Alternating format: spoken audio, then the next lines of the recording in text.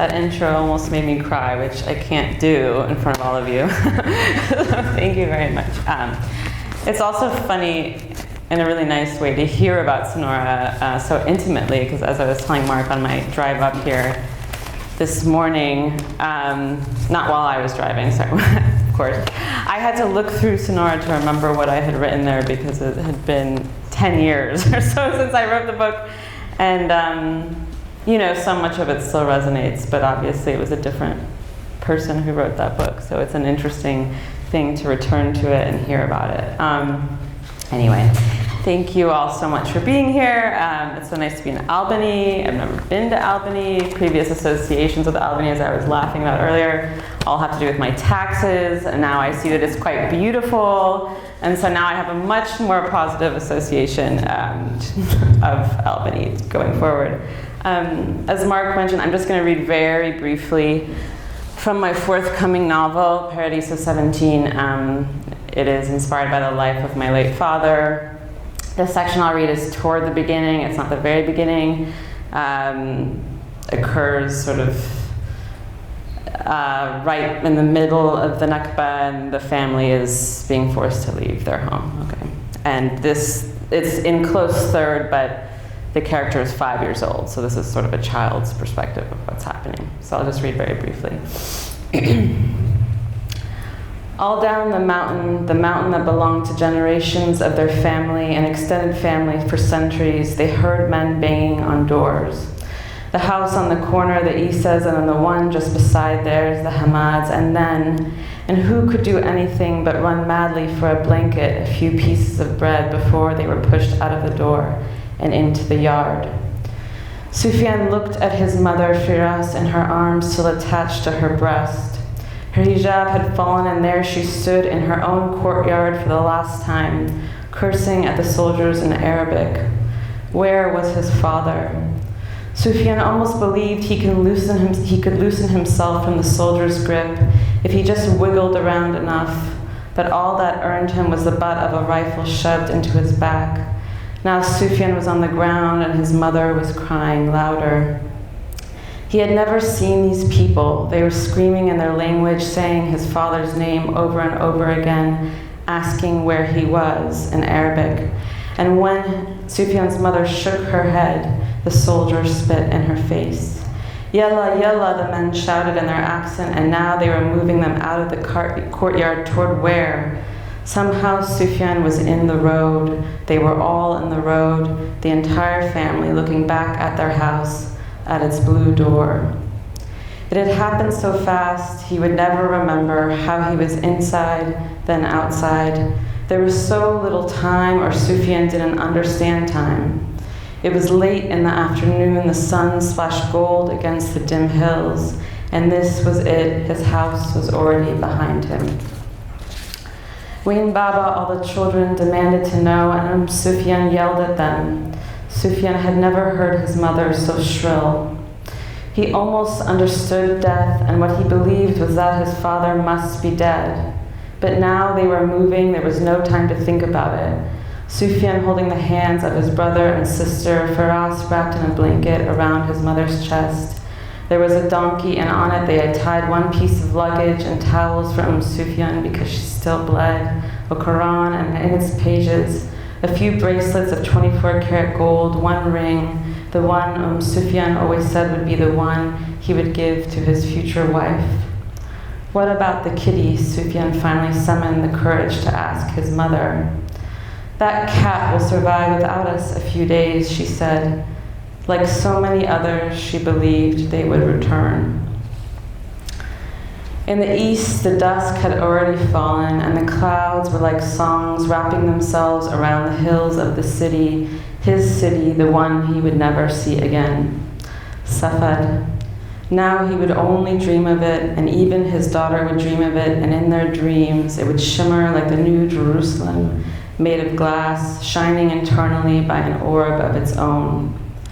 This was it, Sufyan's defining moment in this one criminally brief life. It had already happened at 5 years old, no ado, now it was behind him. Safad was already behind him. Most of us reach it later, older, that moment when we know who we are, why we are. Everything became still because he knew he had to remember this and he didn't know why. Now I'm on a road that will end, he thought. I'll stop there. Thank you.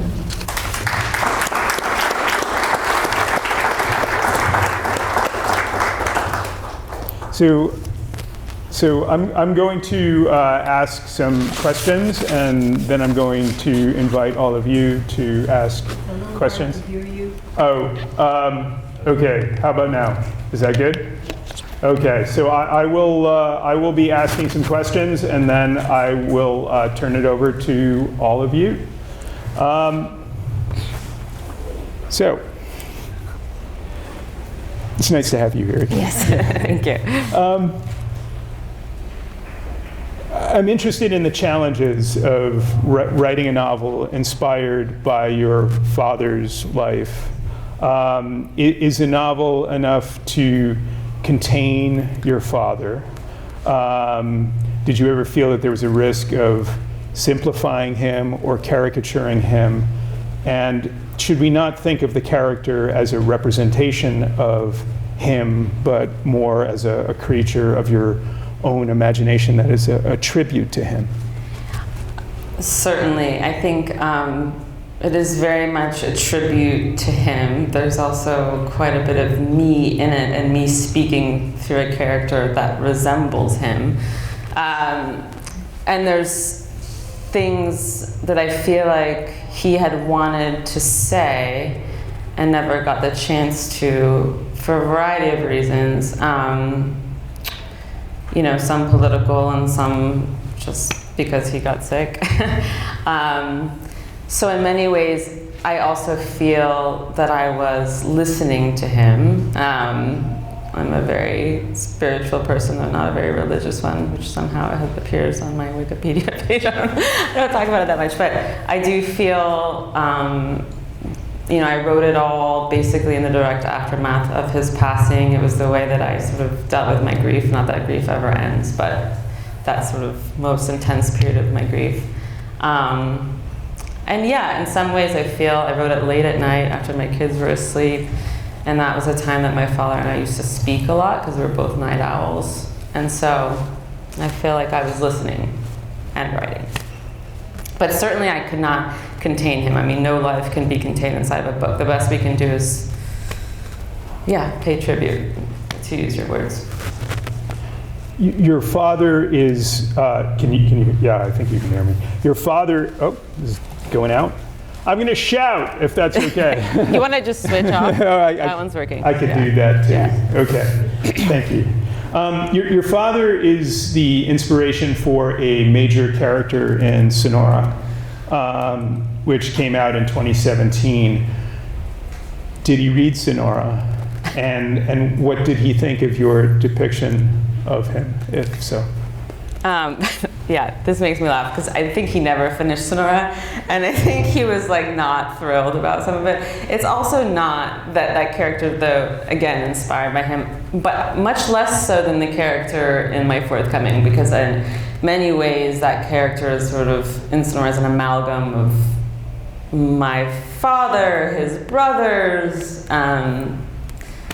men in that side of my family that I knew. But no, he never finished it. He felt very embarrassed every time he came to a reading to listen to me read from it. No, I don't think he loved. I mean, I think he was proud of me, and I remember saying to him sort of like half jokingly, and I think it's interesting that we're having this conversation now. I was like, everyone just still talks about my first book. This was toward the end of his life, and he's like, yeah, because that's the better one, you know, obviously. It was also the one where everyone thought it was totally about him, so, you know, he didn't love it, but yeah. So is it, therefore, is it very emotionally challenging to write about him? Do you find that you're kind of apologizing to him? You mean in this forthcoming? Yeah. Yeah, I'm apologizing. There's, of course, when anyone passes that, there's always regrets, and there are certainly things that I regret in relationship to him. But I also just felt, I felt compelled, like I had to do it. I had to do it for him, and I told him when he was very sick that I was going to do it, and he sort of was barely, I mean, I think he understood what I was saying, but he wasn't fully there. But I wanted to tell his story, and his amazing story. It's not something anyone's read yet, except me and my editor at this point, and my agent. But it's a really amazing story, and it really represents a life, a Palestinian life, an American life. I think he was also a wild man and an aspiring artist who never fully realized person. And I think like all of those questions too are questions I have about my life, and questions many people who make art or have wanted to make art their whole lives and never did. So yeah. Lots of people certainly are fascinated, maybe too fascinated, by your origin story, to borrow a term from the Marvel comic universe.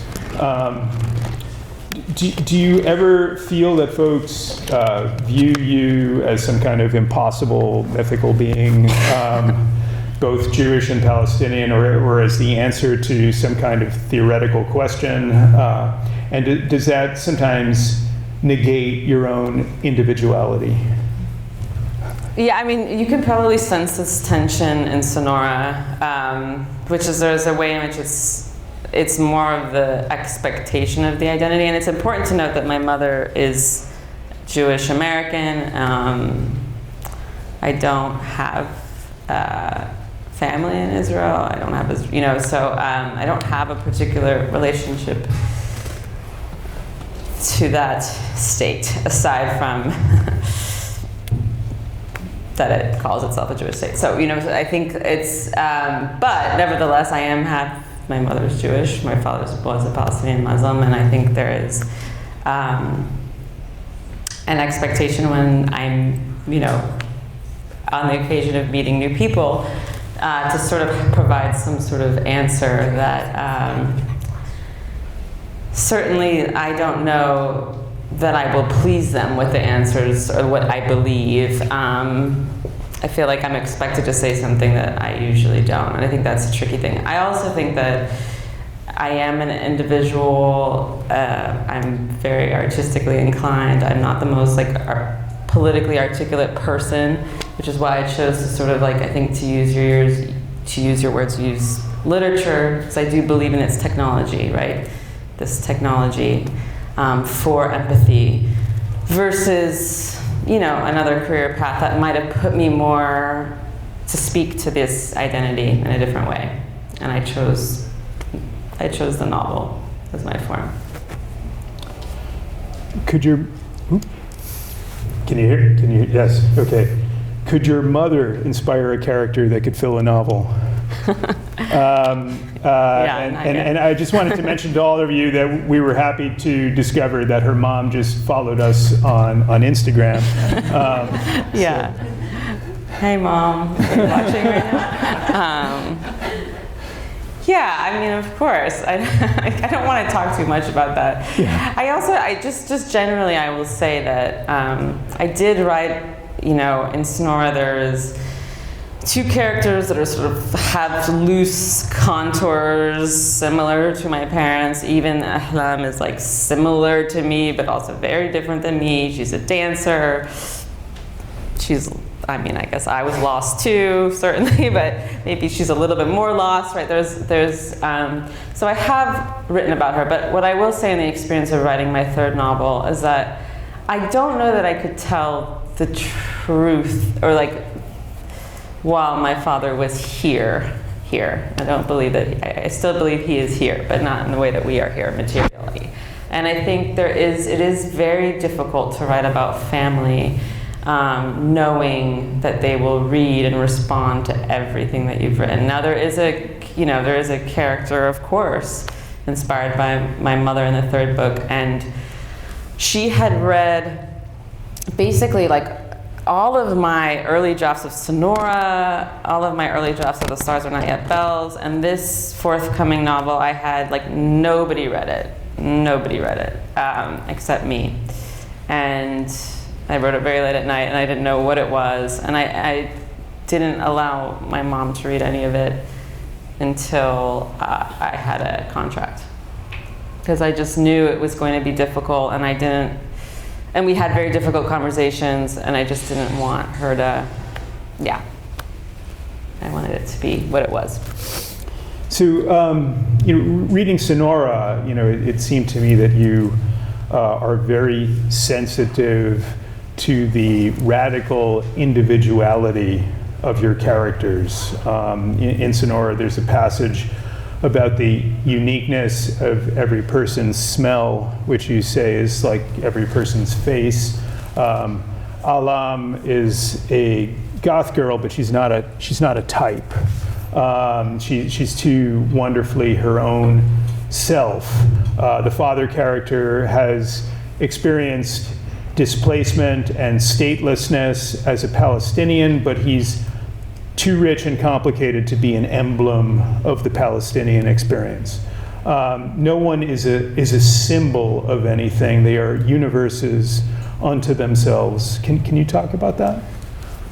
Yeah, I just believe that that's how humans are. I fear a little bit of the way in which we're been made to present ourselves, perhaps because our attention spans have diminished a little bit, and we're also constantly presenting ourselves in like certain diminished ways using hashtags on social media, and we present a sort of like image that often involves like identity forward ways in which we define ourselves, but I feel like we are all, universes unto ourselves, and we are not just any one thing. And I hope that, as we go on in time, I fear that this won't be the case, but I hope that we can like accommodate more of each other and ourselves than we are now. So it's important for me, in the space of a novel, when you have hopefully a few readers' attention for that long, where you give the characters their fullness. So I'm going to ask one more question and then turn it over to all of you, and we'll pass this microphone around. I mentioned the landscapes of outer Phoenix and inner Brooklyn, the transcendent beauty and hellishness of both. Would you encourage writers to try to make themselves aware of the piercing beauty and ugliness of the landscapes they inhabit? We have a lot of aspiring writers in the room. This campus, for example, it's a campus that some visitors find transcendently beautiful and others find monstrously ugly. I'm also thinking of the art behind me, which I've had the privilege to look at for decades now. Just any advice to writers about being aware of things in their environment that will make the reader gasp? I think it's just really important to pay attention to space. I'm also a writer of place, but at least in the first two novels, and then the third as well. I think that some writers don't rely on place as much as I do. I rely on place significantly as a writer. Some writers rely on character or tension, right, or action, and I just think that that's it's one of my magic tricks, and I pull it out. But I also think place is really important because you're building the world for the reader inside of the pages, and so one of the most important aspects of that is building a sense of place, right, a sense of setting. And in terms of the disparity between the beauty and the ugliness of a landscape, I feel like any polarity provides interesting tension, right? Beauty, sometimes I think about this sometimes when I go to the ocean, it's can I just look at this for but I think actually Andre Osman wrote about this, but it's always like the first view of the ocean, right? Like this like little glimpse, like that's almost where the beauty is, right? This little peak. And then but if you're confronted with it, you know, yeah, like looking at the face of God, you can't, right? We can't accommodate beauty all the time. So sometimes a little bit of the ugliness lets it shine more. Okay, your chance.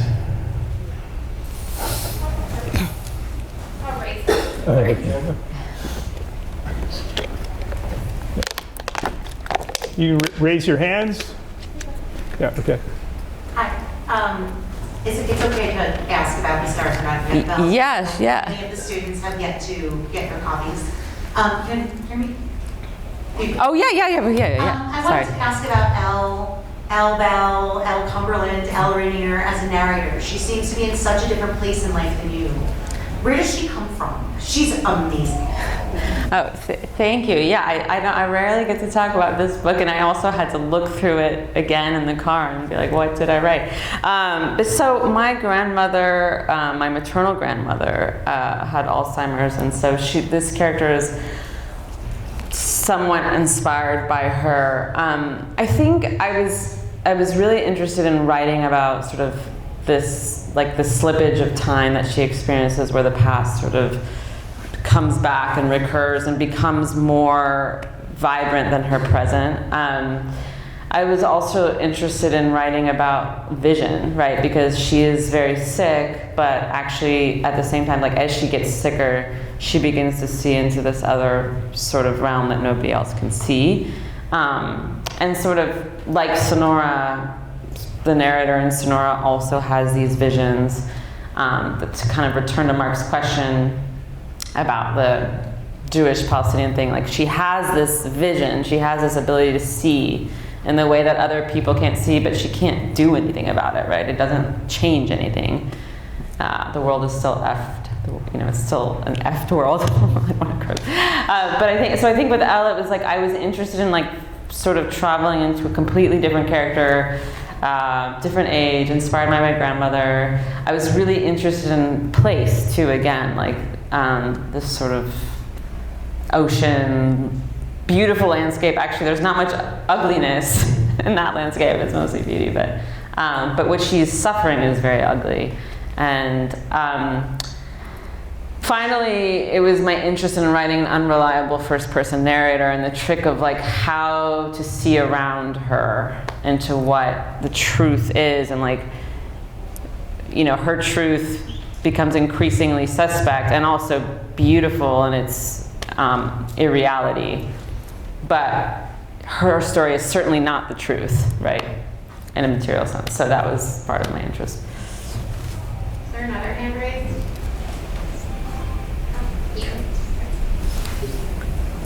Somebody over there. Yeah, there's somebody over there too. Yeah. Thank you for coming. I just wanted to quickly ask about, for you to just talk about some of your influences on all of your writing. You mentioned Asiman, but could you just talk about that, please? Sure, yeah. So yeah, lots of influences. I mean, I remember the Andre Assman reference, but it's been a long time since I've read him, actually, so it's interesting that he came to me today. But so Faulkner was a big influence when I was younger, and I read Absalom and The Son of the Fury multiple times, but I will say that I've sort of drifted away. Although I love Faulkner, but I just don't find myself reading Faulkner very often. James Baldwin's Giovanni's Room is a book that I wish I had read earlier. Marguerite Duras, The Lover. So many books like that I've read. I recently reread Tayeb Salih's Season of Migration to the North, which is maybe lesser known here, and an absolutely stunning book. I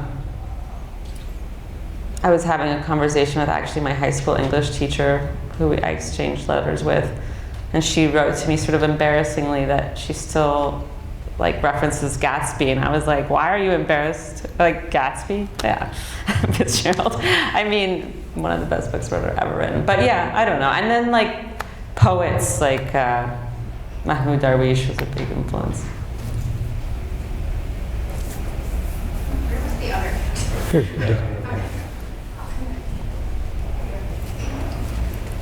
Many of your characters have visions. Would you say that you have visions, and what does that look like? I don't have waking visions. That'd be cool, but maybe. But I do rely on my dreams quite a bit. So part of my practice is that I write down my dreams every morning as soon as I wake up, because I rely on their imagery, their guidance sometimes, right? So they're not visions, but I do rely on my dreams quite a bit. So that would be, and I think there's a lot of dream work in all of these novels. That sort of, most of the visions are inspired by dreams I've had. Hi, I have a question about character writing. I noticed that you mentioned you use a lot of the people around you as references for building your characters. And for me personally, one of my biggest concerns when doing that is that my perspective on people is going to be limited to the people I know, especially when I'm trying to represent a more broader type of like characters and people. How do you approach making sure you have like diversity happening with like just the characters within your story? So, I mean, I think there is like a great truth in the adage, write what you know. So I wouldn't shy away from writing what you know, but I also think, you know, part of probably the primary task that you have in writing any character, whether they're characters you know or characters you don't know, is to empathize with them. And I think writing is sort of like acting in that way, like good writing of characters, like being a good actor. I mean, you really have to live inside of their skin. And that's my personal view on it. I don't feel comfortable inside of books in which I feel like the writer disdains their characters. I mean, even if the character is evil, I feel like, you know, there has to be some empathy there. So that, I think, like, whether you're writing about someone you know or someone you don't know, you just have to look at them with openness and sensitivity and generosity. Other questions? I could shout it out. Sorry. Hello. So I understand that the Stars and Not Bells is partly a work of historical fiction, and I'm wondering if you can speak more about the process of researching and how they informed your writing process, or at least determining where the line is between having that fidelity to the past but also maintaining your own artistic vision. Yeah, I mean, it's an interesting question. I was thinking about it today, even as I was reading the passage that I read to you all, because of course, like, historically, that is not exactly what happened to my family, but there's this line, this recent publication, Namwali Serpel, The Furrows, and she's talking about a death, and in the line is like, I'm not going to tell you what happened, I'm going to tell you how it felt, right? Which was really stuck with me in terms of just thinking about even today's reading. But in terms of The Stars Are Not Yet Bells, like, I did do research. It's loose, like the place is loosely based on Cumberland Island. It is definitely set in a historical time period in America between the 20s and the aughts, I guess, the early aughts. But I wanted it to be more, so there was a bit of like Google, checking, like, is this even consistent with what would be at the time? Like, I'm not going to put a cell phone in 1989, I'm kind of kidding, but like little stuff like that. But I wasn't, I didn't do heavy research. It was much more of a feelings book. And also partly because the narrator is like a little bit unreliable and her time periods are blurred. There was sort of a trick in like, it had to feel intentional. It's not that I didn't know that something couldn't be happening at this time, but that she didn't know something could be happening at that time. That was part of the trick.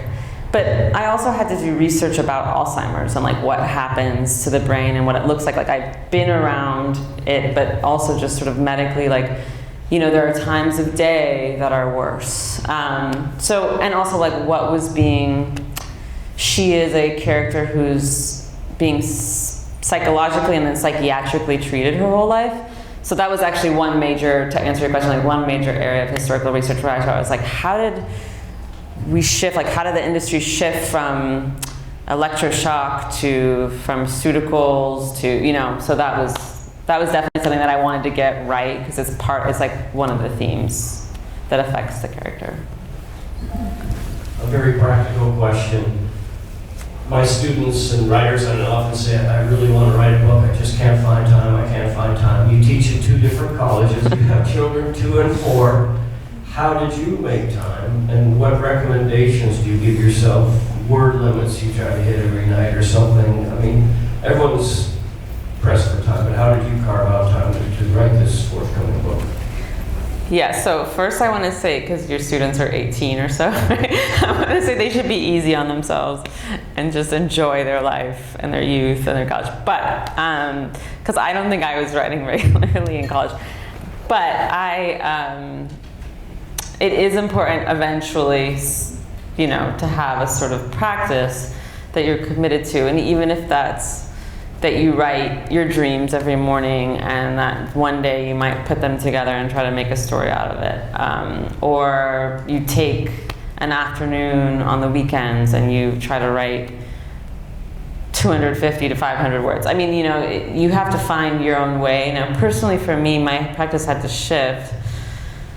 With Sonora, I was working a full-time job, so I wrote whenever I could, and I didn't have kids, so I wrote at night, during vacations, sometimes at work. And then my second book, I also, as I drafted it, I didn't have children and I didn't have a full-time job. I was freelancing and adjuncting, so I wrote every morning. And I wrote like 500 words every morning for an hour or so.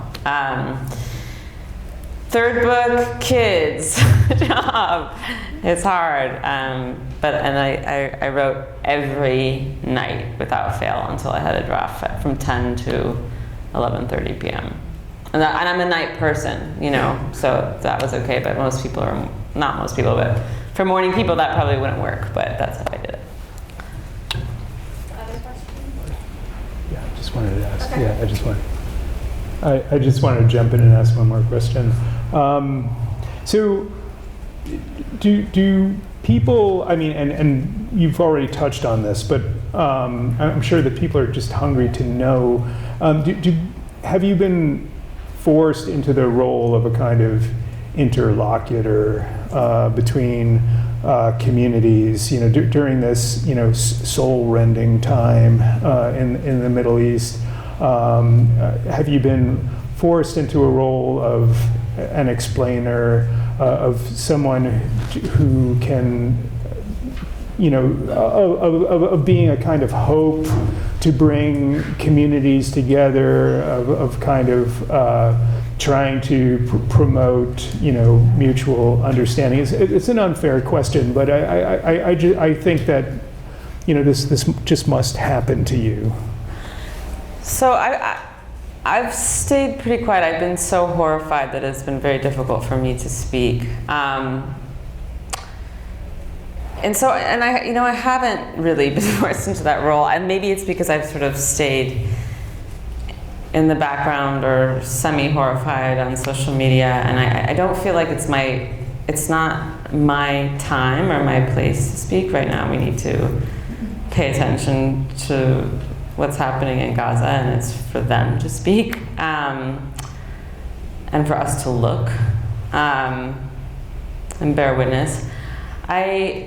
One of the sad things is that I have very little, in terms of a sort of reconciliation. I feel like what has happened I don't know that there is any going back. At one point, if somebody asked me what I believed the future could look like for that reason. I believed in a one-state solution. I believed in the right of return, and this is what I would say, and I would receive a lot of, depending on who I was talking to, I would receive a lot of pushback for that stance, but that was sort of like unshakable for me. But now I just don't know, and I don't know what to offer. I know I just want this to end, and should have ended a long time ago. But I think it's like not the time for me to offer that vision when what's happening is happening in Gaza. Like I can't, you know, it's just, it has to wait. And then maybe we can see a better path, but I'm not sure. I'm sorry. Hi.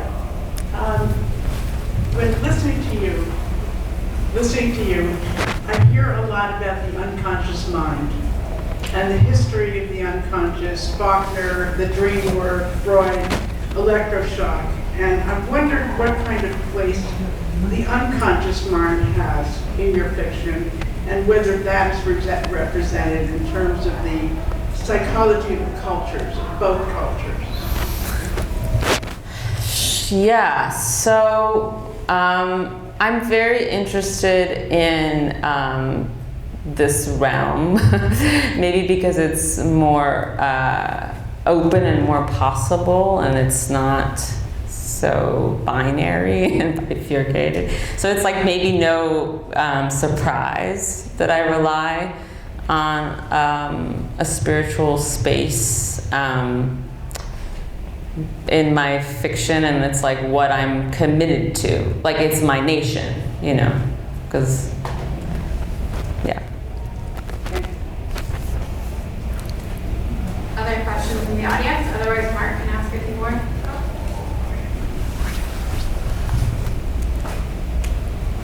I just want to ask, like, how do you deal with, like, it sounds like to me that you're disconnected from part of your origins, and as someone who also feels the same, how do you deal with that? Well, so I think, yeah, I think like, I won't speak for you, but I will say that it's not that I'm disconnected, I'm deeply connected, or I'm deeply concerned, maybe is the right word, but I don't feel able, first of all, I don't feel like it can wholly define me, and I think in some ways when I'm, you know, people who only know that about me might think, wow, that must wholly define you, right? So I think I sort of like, I'm a little bit rebellious to that, and I resist that a little bit. But it's not that I'm disconnected. In fact, I'm like too connected. It just, and maybe because it's so painful, like I sort of resist it a little bit. So I don't know if that's answering your question. Like maybe it's just an avoidance mechanism, like an escapist pattern. It's probably not healthy. Like don't rely on me for a healthy response, but that's how I would answer your question. Hi, I just want to preface this question by saying today's the first time I've heard of you, so if any of your books answer the question that I'm asking, I apologize. But you were talking earlier, or the woman mentioned earlier, that you had characters in your book write about visions, and you yourself write about the dreams that you were having. I just wanted to know, like, does the supernatural have any relationship with your writing? Do you yourself have a relationship with the supernatural, and like, how does that affect you? Yeah, I mean, I think we all have a relationship with the supernatural, and I think, but whether that's what I believe, right? I won't project on everybody, but however we accommodate that in our life is sort of an individual, you know, decision. But yeah, certainly dreams I feel like are like sort of, I was talking to my partner about this in the car, like he said something that I thought was quite beautiful. He said, like, dreams are like, we transceive in dreams. Like, we can transmit back and forth somewhere, right? And I really do believe that. Like, I do believe somehow that, and so I rely on them very much for guidance. Also, just sometimes to visually open territory for me that, like, I don't have. And I also think, like, my primary interest in a writer is in characters who sort of have, like, they're in this, like, funny space between whether they're mad or whether they're visionary, and you never quite know. And a reader can make their own decision, but me as a writer, like, I never try to make the decision for the reader. I just sort of present character. I mean, actually, like, all of my characters sort of have this, like, are they visionary? Are they a little bit, you know, insane? But that's, I'm interested in that space, and, like, that tension between, you know, this room where we're all in, and then, you know, the other thing that's happening. Hi, I'm Lana, and I have a question. More so like a little personal question. I was wondering, like, did you ever hear stories from your parents on how they met? Because I'm really curious about that, on, like, how they got along despite their cultural differences, and how they actually, you know, like, just decided to marry each other. It just really drives me curiosity on, like, how can someone find, like, love despite, like, all, like, the hate and differences being around them. So it really drove me curiosity, and I'm really looking forward to hearing your response.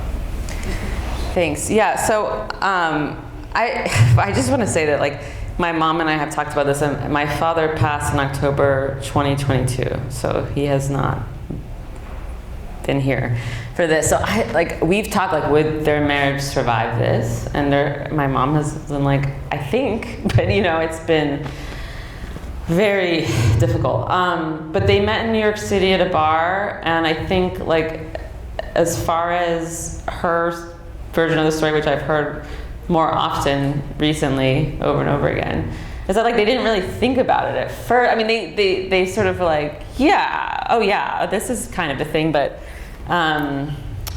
my mother was, you know, rebellious and wanted to, you know, like, I think, but there was a few things. Yeah, they met in a bar in New York City, everything was cool.